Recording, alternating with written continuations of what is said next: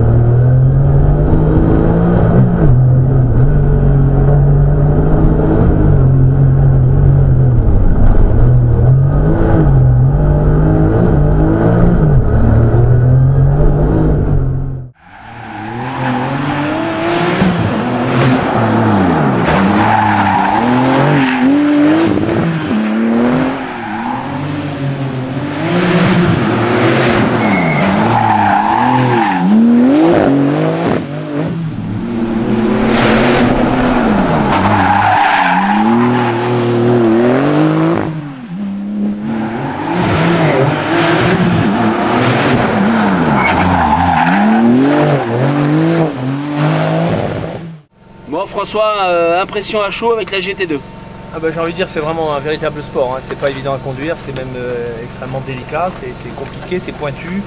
On a toujours l'effet pervers, j'ai envie de dire, et l'inertie du turbo qui viennent compliquer la tâche parce qu'à chaque freinage, on est poussé un petit peu par toujours l'inertie du turbo hein, qui prend des tours phénoménaux. Et donc après il faut arrêter la voiture. Arrêter la voiture, on sent de temps en temps l'ABS qui picote un peu dans les pieds.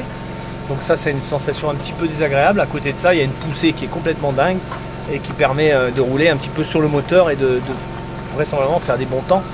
Tellement la poussée est forte, quoi, hein. C'est à mon avis sur des accélérations pures, on dépasse les WRC sur un rapport, une seconde engagée sans patiner, ça pousse très fort. C'est pas mal du tout. Maintenant je suis pressé de monter dans la GT+, qui doit être beaucoup plus à mon avis une voiture de course que ça. Hein. Ça c'est de la, j'ai envie de dire, c'est du grand tourisme, du GT comme on appelle à l'époque, le vrai GT de l'époque. Donc des voitures délicates, lourdes et délicates à conduire. Bon, allez.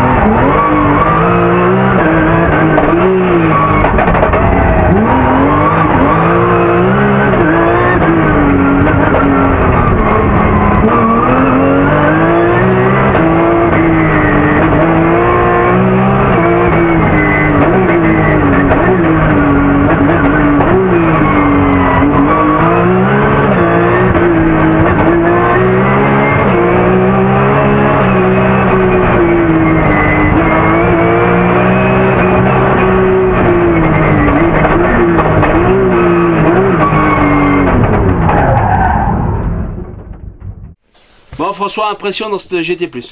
Ah bah écoute, c'est absolument invraisemblable parce que j'ai eu un aperçu dans les années 96 avec une GT 96, mais c'était les GT de l'époque, donc pas de frein, mal amorti, des tas de problèmes quelconques et tout, en tout genre.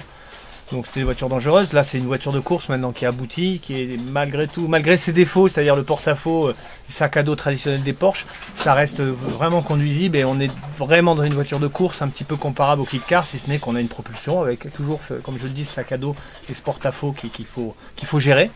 Et c'est une pratique quand même spéciale au niveau de la conduite, mais c'est une super école et aujourd'hui je rêve moi, depuis des années d'être au volant de ces voitures. Je suis peut-être en train de concrétiser un projet, donc je ne suis pas jaloux de Gilles, je suis envieux, mais à un point la chance qu'il a, et bon il le mérite, de conduire ces voitures extraordinaires depuis des années. Ça attire les spectateurs, ça attire le monde, ça fait rêver, plutôt que de voir des Mitsu, des Subaru dont on n'a rien à foutre, en résumé des Clio, des machins, ras-le-bol, les Peugeot 204 et 203, ça c'est...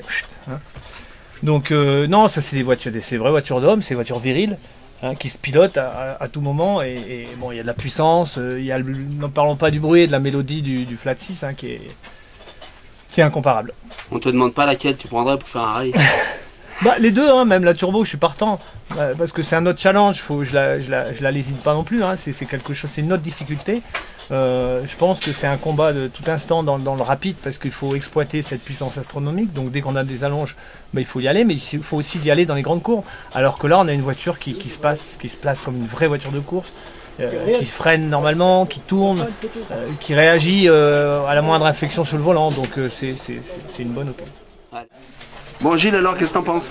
Je pense que écouter de l'extérieur, ça me rappelle François dans les années 98, je crois que 306 Maxi, quand je le voyais passer au Cévennes, avec l'attaque, l'exploitation maximum du moteur. J'ai ressenti la même chose ici, sauf que c'était avec la Porsche, la mienne en plus. Et vu de l'extérieur, le bruit est extraordinaire. Et ça roule vite. Mais là, il est modeste, parce qu'il ne se regarde pas passer, je crois. Bon, on se voit pas passer.